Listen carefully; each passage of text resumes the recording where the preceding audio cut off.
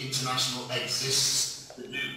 And I'm thrilled, and as I said already, I'm privileged to be here this morning to give you an overview of our strategic global initiatives and to give some schools of cultural transformation, of working towards the reformation, rehabilitation and reintegration of people in prison.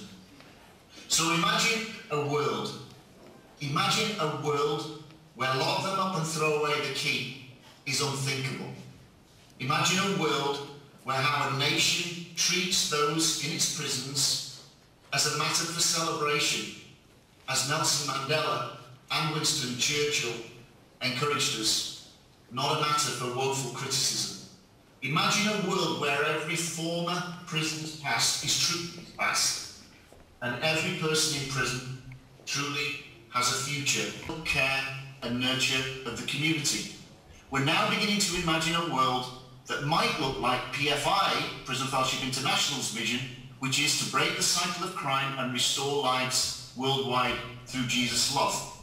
And a world in which restorative practices produce better outcomes than we've generally seen to date around the world. A better way of dealing with the complex realities that you are all very well aware of, and a more successful alternative to the predictable failures of a system that is based on limited and punitive responses alone. A world in which reducing recidivism, reducing incarceration terms, strengthening communities, increasing victim satisfaction, and increasing public confidence in the justice system can all be met by repairing the harm caused by the offence, reintegrating the offender, and holding the offender accountable in a meaningful way. Now, if that sounds familiar to you, I'm pleased, because it's a direct quote from the Restorative Justice Policy put together by the Lagos State Restorative Justice Programme and Prison Fellowship Nigeria, as articulated in its overview paragraph. Now imagine all of that. So before I go any further, by the miracle of Zoom technology, I'd like to show you a short video that walks us through the foundational philosophy and worldview that is behind what PFI is doing, carrying with it the same conviction that you have, that there is a better way of working, and that this way can be given a descriptive name, which is restorative justice. So just give me 2 seconds, and I'm going to share my screen. Throughout the biblical narrative is the concept of shalom. Shalom expresses God's vision for his kingdom, where all people live in right relationship with their neighbors and all creation. We are all interconnected in a web of relationships. When injustice and crime ripple outward, it tears apart shalom and manifests itself in hurt people and broken relationships. Biblical justice goes beyond punishing someone for breaking the law.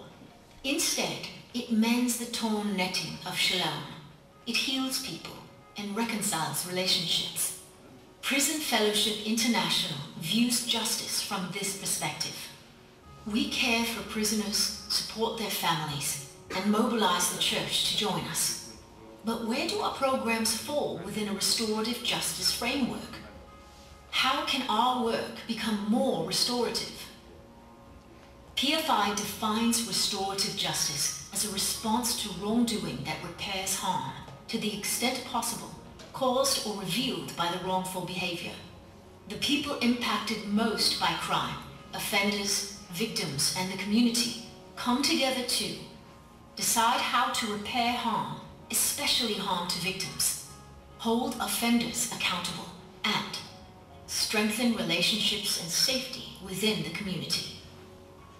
3 interconnected ideas flow from this definition and create PFI's restorative justice framework: encounter, repair, and transform. An encounter is the starting point in this journey. It creates a space where the people most impacted by the crime can express emotions, share and understand the crime's impact, and agree how to repair the harm caused. Restorative justice focuses on meeting 3 core needs to repair harm: the offender's need to make amends, the victim's need to heal from the harm, the community's need for relational health and safety. The more key stakeholders meet in an encounter that meets their primary needs, the greater the response's restorative nature. When a response meets all three needs, it becomes fully restorative. The offender takes responsibility to repair harm directly to the people most impacted. This is true accountability. Victims are vindicated. They get to share their story, ask questions, and take an active role in holding the offender accountable. The community, especially the church and impacted family members, come alongside and support the offender to make amends and the victim to heal.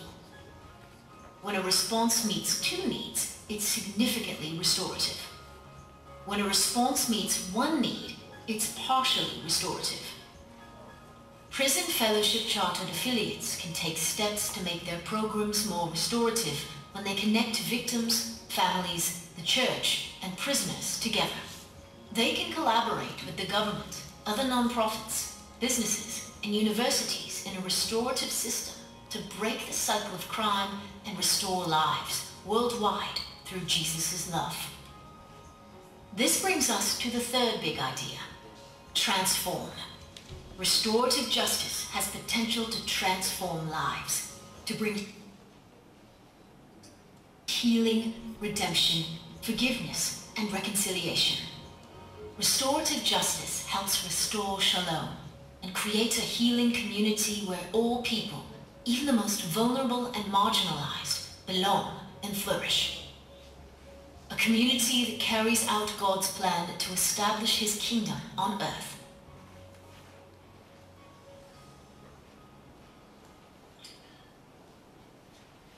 Now, I hope you were able to hear that. Maybe, because I have one more video that I'd like to show you. Could we just have a little bit of feedback from the room? Were you able to hear and see that okay? Because if you were, I'll show the second video, but it... Clear? Perfect. Yes, yes. So I was getting quite a lot of feedback there from somebody who needs to mute their microphone. So if that was possible as well, then that would really help me. So, but that's great. So I want to commend Lagos State for its forward-thinking willingness to seek after the best, as demonstrated in that video and in this gathering today. I also want to encourage you that you're part of a global movement that sees restorative justice as the way forward. Last year I joined the inaugural Latin America Restorative Justice Forum as a keynote speaker. Over the two-day event, 3,000 people joined online from across that continent. Prison officials, lawyers, government ministers, and practitioners. I will join it again in the next few weeks. Similar gatherings like this one that we are having today are occurring all over the world. However, I don't think I've yet seen an ambitious plan to train all of the nation's correctional service officers in these principles. Congratulations, and God bless you in your efforts. Now, I've been taught in business school that an excellent question to consider when designing a strategic plan towards achieving a vision, which is a future desired endpoint, is this: what needs to be in place 5 minutes before the vision is achieved?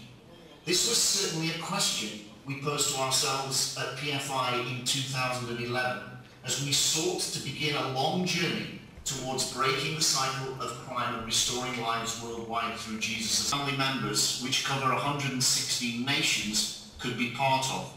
So humbly, in the time that I have left, I'd like to give you an overview of PFI's strategic global initiatives. Benson has told me that the institutional objectives of the Nigerian Correctional Services are reformation, rehabilitation, and reintegration. Well said. It is clear that you see the great need for a full and comprehensive suite of interventions that will also break the cycle of crime and restore lives. In this way, we are absolutely united. And it's abundantly clear that any interventions that contribute towards these three objectives are in all our best interests, because recidivism affects everyone: the offender, their family, the victim of the crime, law enforcement, and the community overall. Crime can, and indeed does, affect all within a community.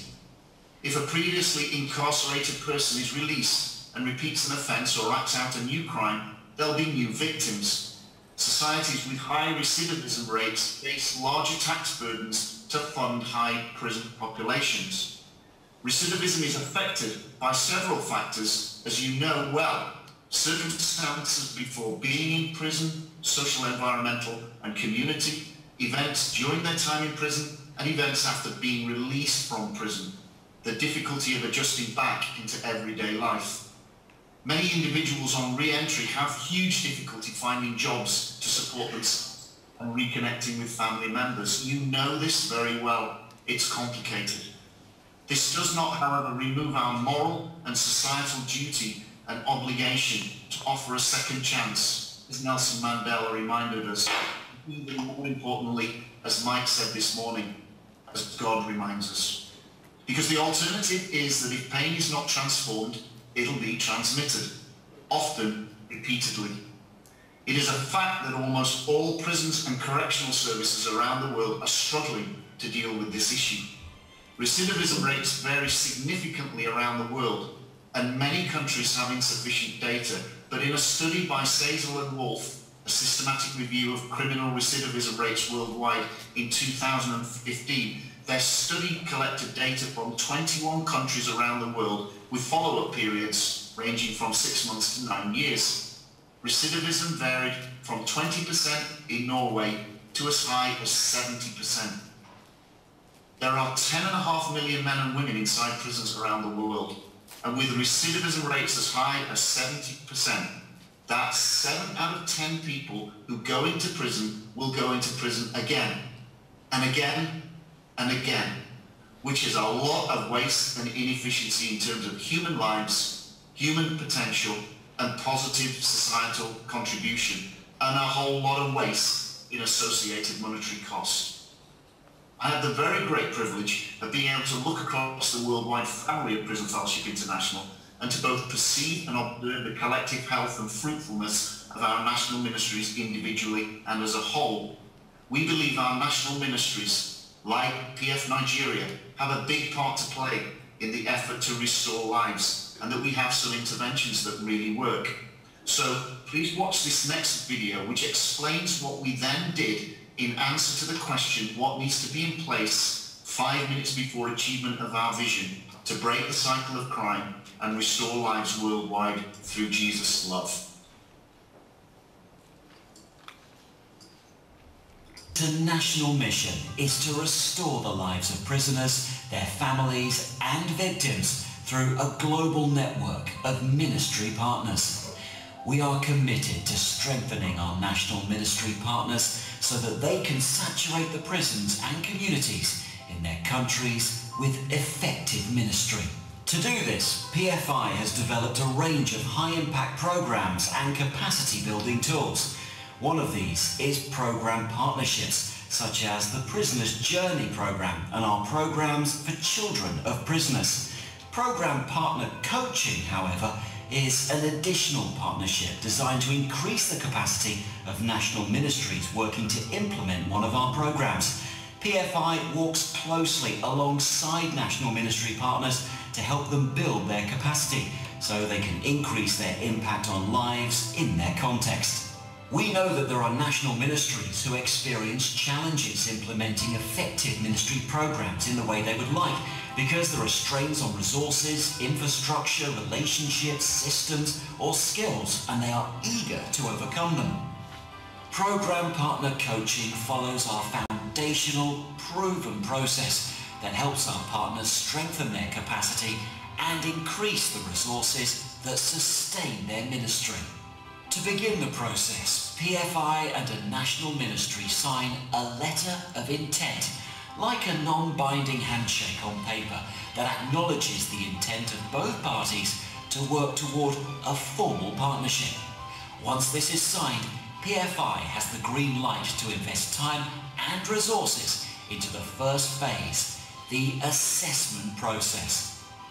This process begins with a formal assessment that helps gauge what the current capacity of the national ministry is, including areas of strengths and weaknesses, followed by an in-depth diagnostic analysis that helps to understand the reasons why they exist. Doing this helps PFI and national ministries to understand their root causes and then tailor a plan to the national ministry's unique needs and context. While trained PFI assessors will lead this process, the National Ministry is fully engaged by providing access to staff, volunteers, leaders and stakeholders for interviews as well as organisational documentation for review. After reviewing, discussing and coming to agreement on the final assessment results, the National Ministry can choose at this point to either stop or continue to the second phase of the process, planning. In this phase, PFI works together with the National Ministry's leadership to develop a 12 to 36-month capacity building plan, a plan that includes measurable goals and objectives, a first-year plan and a 6-month action plan and budget. In this planning phase, PFI helps the National Ministry develop an organisational development plan and budget, while the National Ministry ensures that the plan fits their own mission and values, ultimately leading to a partnership agreement and the third phase, implementation. In this phase, PFI and the National Ministry each have different responsibilities. PFI provides agreed financial and technical support, offers training and monitors progress, while the National Ministry implements the 6-month plans and budgets according to simple standards, such as providing progress reports and meeting with PFI's regional office regularly. Every 6 months, PFI and the National Ministry review progress, make changes to the overall plan where necessary, and develop a new 6-month plan and budget. Every year, PFI will track capacity and outreach growth through annual assessments. Finally, in the last phase of the process, evaluate, PFI will conduct a comprehensive on-site assessment to verify the capacity and outreach growth and prepare a final report. PFI will adjust the National Ministry score along our capacity development continuum. The ultimate goal is grow by at least 60 points or 1 full level of capacity over 3 years. As we together continue the work of breaking the cycle of crime and restoring lives worldwide through Jesus' love, PFI's Programme Partner Coaching process strengthens the organisational capacity of national ministries in clear and measurable ways that helps them achieve even greater ministry impact.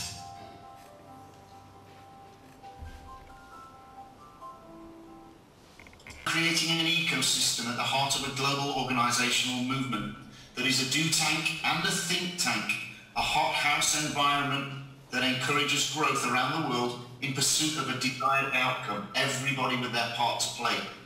And a big part of the answer to that 5 minutes before question is to develop the on-the-ground capability of outstanding leaders and organisations like Benson and like the team in PF Nigeria, and to assist, if helpful and desired, you, those at the sharp end of the stick, day out, day in and day out, which is why it is such an honour to be here with you today. Because if everyone wants to grow and thrive and serve more effectively, and Prison Fellowship Nigeria definitely does, and you'll see later that PF Rwanda does too, 5 minutes before achieving the vision requires every one of our family members to be in the strongest capacity state for reaching the maximum number of people possible in as many countries as we can, in as many innovative and cohesive ways as we can. A collective global impact alliance working together in unity and in good relationship, a true coalition of the willing. And that global collective impact alliance includes rich partnerships like the one that has produced this restorative justice policy today. Our unique organisational movement has expanded over our 42-year history, and so has the scope of the work that we're involved in. We're a truly cross-confessional, multicultural, multi-ethnic family. 116 countries with another 10 waiting to join in 7 regions. We're the largest faith-based for-impact organisational movement serving prisoners, their families and victims on the planet. As such, we have a unique opportunity to serve, and I propose to you a real responsibility to steward. Through our national ministries around the world, we are mobilising 35,000 committed volunteers in 2,900 of the world's prisons. That's 15%. The indigenously led, independent, multi-ethnic, cross-confessional, cross-cultural nature of the family is an ideal relational foundation on which to build. It is fundamental to who we are. We still retain this uniqueness and autonomous and independent makeup. PF Nigeria has always been led and staffed by Nigerians themselves. Benson chooses to work with this Oyinbo, and this Oyinbo is privileged. We have a huge global footprint of national ministry coverage and huge service reach in 8% of the world's prison population. We have a global reach which is far in excess of this, however, and our aim is for 20%, a tipping point. We've gained real expertise in areas like restorative justice and the issues of children with an incarcerated parent. We have United Nations consultative status on restorative justice issues and growing expertise in children's issues. We have a unique opportunity to leverage know-how and best practice and to follow it up with academic studies of what really works. You're going to hear about that this afternoon from Dr. Byron Johnson, based on our practical experience of serving around the world.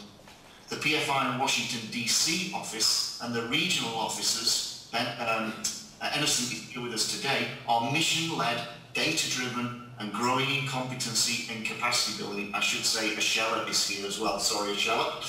Catalysing our beloved national ministries to do more effective work. And because of this competency, we are seen as being a partner of choice for many other organisations now, and correctional services who are seeing the potential of PFI and keen to be more effective in reaching those that are in prison and their families alongside us. We have a proven model and several years of measurable track record in strategy implementation. In 2014, an internal assessment revealed that only 24% of our national ministries were in an emerging or an excelling capacity. Now, in 2021, it is 38%. PF Nigeria is one of those in the excelling category. My only regret through the coronavirus pandemic is that we didn't start our capacity building strategy earlier. The response of our national ministries around the world during the most challenging time. We graduated just 2,800 men in Nigeria from our identity transformation program called the Prisoner's Journey. You were right at the head of the curve. From these humble beginnings in 2014, we've just passed a milestone. 413,000 graduates in 39 countries in just 7 years. Our Children and Prisoners program, called The Child's Journey, is a crucial intervention in the lives of the innocent family members, but where we know that the likelihood of future criminal behaviour is terribly high. And that's now running in 6 countries where we've served nearly 10,000 children since we started it.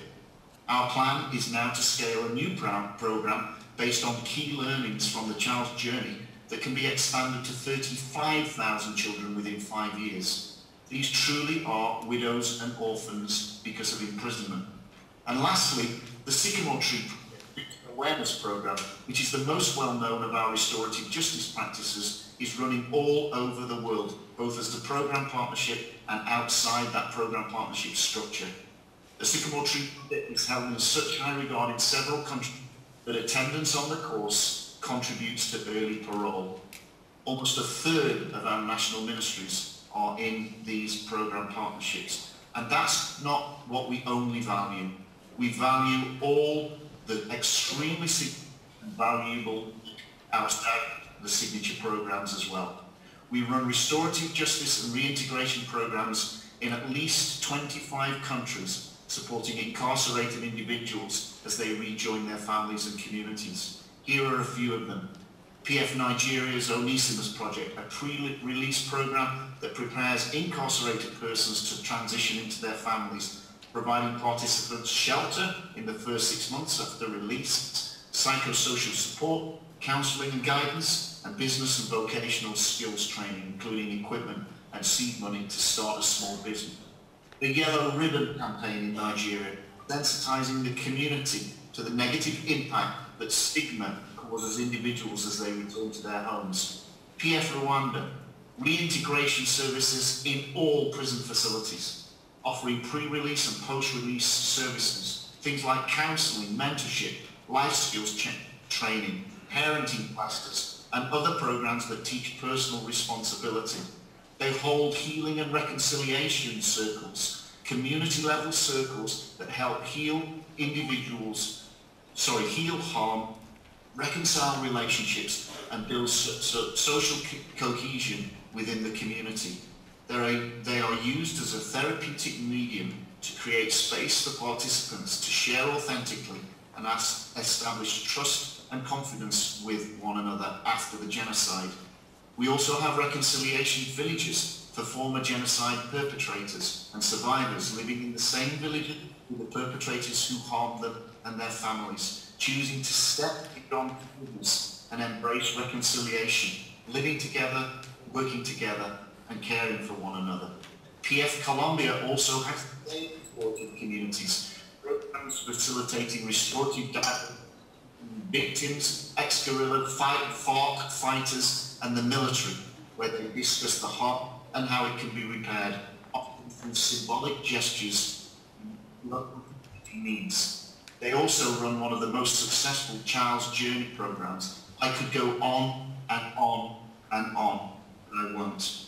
We're doing lots, but there is so much more to do. That can be tiring, all of this.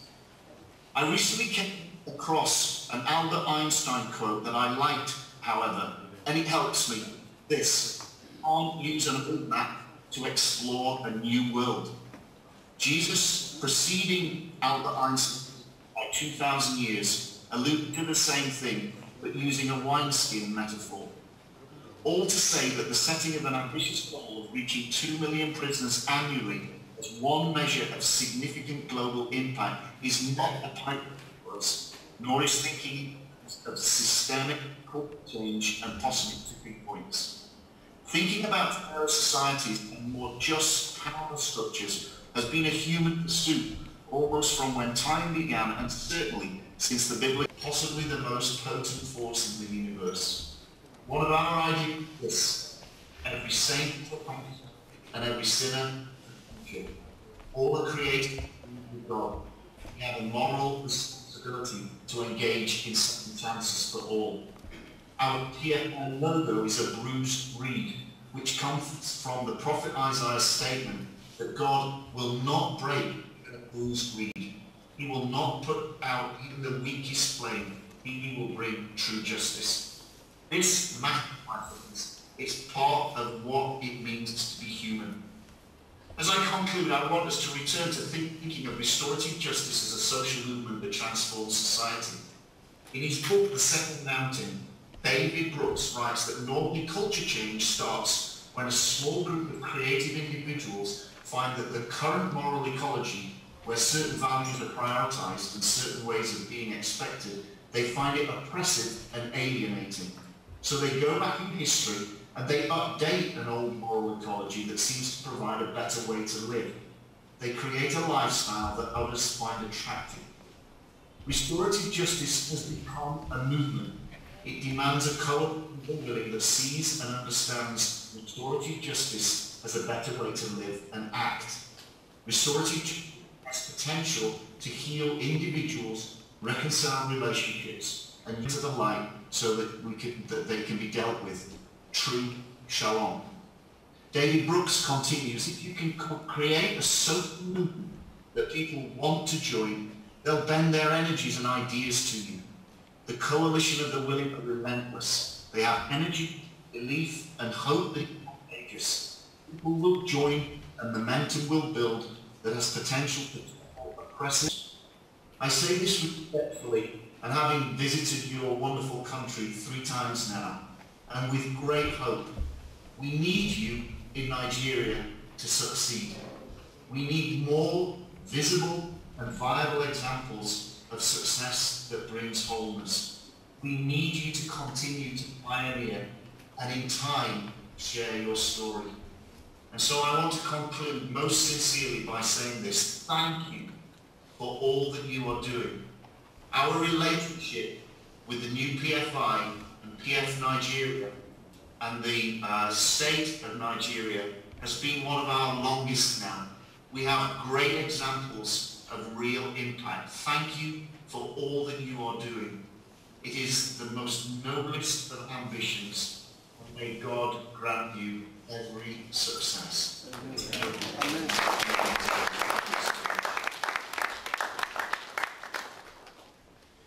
Wow, that was tremendous, and equally. I would like to give you another round of applause.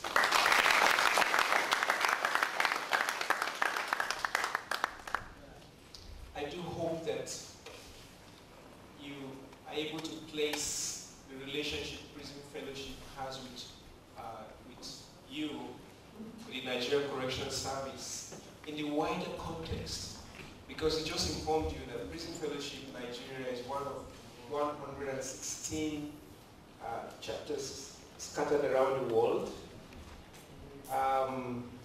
and Prison Fellowship International is the largest faith-based organization.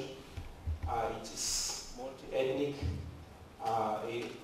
it's cross-cultural, and the key thing, breaking the cycle of crime.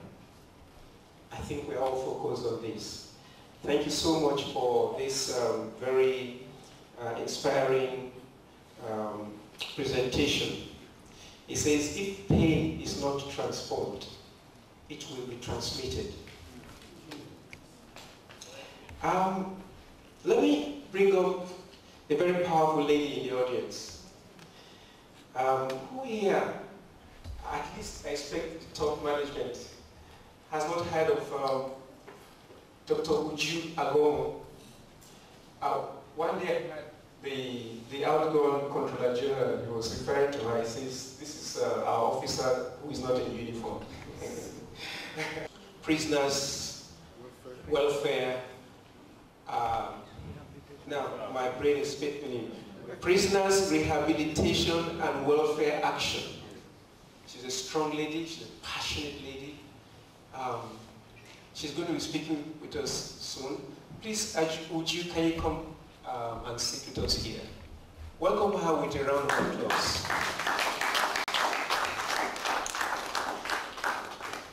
To get her here was miraculous. She flew in from somewhere from the east yesterday, and our executive director, Benson Iwabu, was monitoring her every hour to ensure she will not escape, because some people wanted her elsewhere at the same time, but she prioritized this, this meeting. I'd like us to give her a round of applause.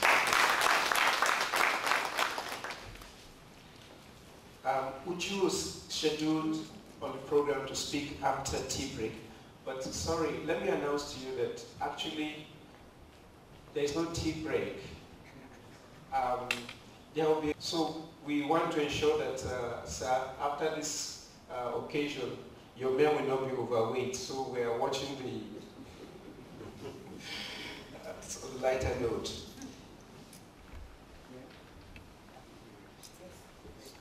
Yes. So we're going to bring up Uju right away, and she's going to be speaking on the Nigerian Service Correctional Act 2019. You know, that's the context in which this training is holding, because that act has given us a lot more room to operate. She's going to be speaking about how these faith-based organizations relate in this act. And please, man, can I just bring you up? Give her a round of applause. Okay. You see, I need orientation. Yes. She's not a very usual person, so just be very, tighten your seatbelt, okay? Yes, carrying me. Right. The Controller General of the Correctional Service, here ably represented by their own ACG, one who is also very passionate about the issues. Thank you very much, ACG. Thank you very much. You see, I look this way, I see there are so many people I know, and he's eyeing me. So I therefore would say that I recognize all senior officers of the Nigerian Correctional Service, the accolades that were extended to you by the representative of the Chief Judge of this great state, who conveyed to you the appreciation of the work that the whole Correctional Service is doing following the new name, is well placed. So I will encourage you one more time to appreciate yourselves, the ones this way and the ones this side, only if you are wearing uniform. Thank you very much. My Oga on the other side, the last time I saw him, he was in charge of River State. So he's smiling, and I know that all things actually will be well here. I also recognize in a very special way the president of PFI, and indeed all the speakers that have spoken before me, as well as our own there, very strategic, I told him yesterday, the executive director of Prison Fellowship Nigeria. Thank you very much. Thank you for your humility. Thank you for your doggedness. Thank you for your strategic thinking. Thank you for your collaboration. And thank you for your persistence in pushing for reform. Please again help me to welcome you and thank you. Okay. The representative of the Chief Judge, please, for sending you and for connecting with this very great vision. And indeed, we all know that the judiciary is very important in helping us push the barriers of what we are pushing in terms of promoting reform in the justice system. But through my presentation, it is indeed what we look for in terms of partnership with every other sector. And I am hoping that as you listen to me, you will understand the importance of partnership in transforming the criminal justice system to what we desire. You will also understand how there is a clear connectivity between security, justice, and development, and how important, extremely important, for any nation to recognize the importance of promoting reforms within the correctional sector. And therefore, what we are to speak of this today, and indeed the rest of the day, today and tomorrow, is very important. And I keep telling people that in terms of promoting support for this sector and trying to push for reforms that are enabled within the Nigerian Correctional Service Act of 2019, and indeed many other legislations that support this movement. Now, yourselves, even if you don't like the correctional service, you will need to at least think about security, your own security. You need indeed to think about development, the development of the nation or every given community. Therefore, to support improvement within the correctional service, improvement within the wider criminal justice system, and indeed improvement that will encourage security and development for the sector. So on that note, I want to welcome all of us to this wonderful program that will span 2 days. But I also want to challenge you before I start that you all need to make a decision to be part of the change, to be part of the reform.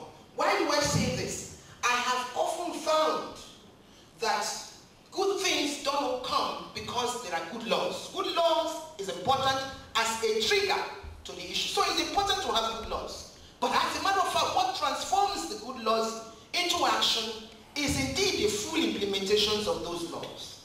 Let me say to us that as many people have said, and I do endorse it, and we do see it, that one of the best things that have happened to Nigeria is indeed the enactment of the Nigerian Correctional Service Act 2019, on the 31st of July, 2019, by the President of the Federal Republic of Nigeria. Many countries indeed have been asking us, you know, how did you do with it? We want to be part of it. And many countries have also been collecting soft copies of the act to see how they will adapt to it. So this is something that Nigeria needs to celebrate. It's something that Nigeria needs to celebrate.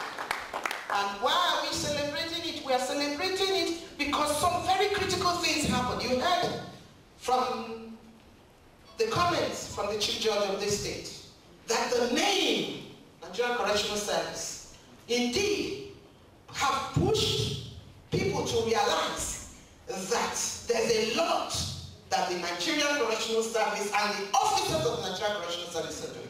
Let me start. He did more than just change the name. So first he changed the name.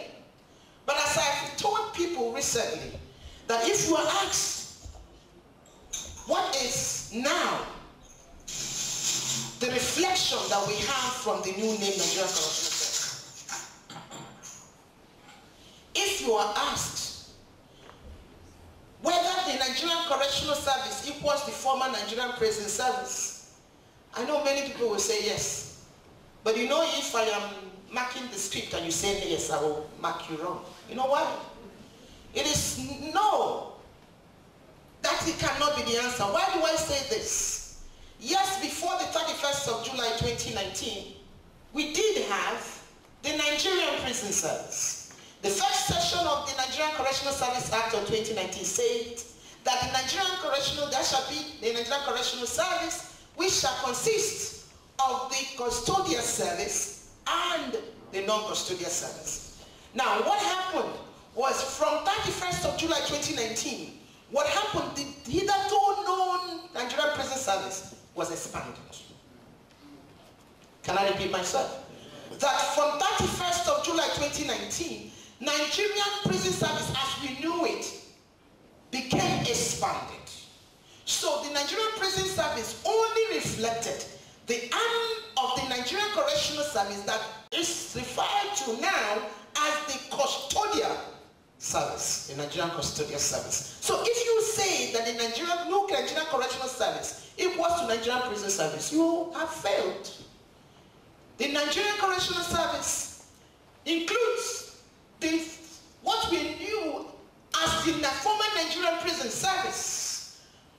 But in addition to it, it included another extension which covers community service supervision, community service work.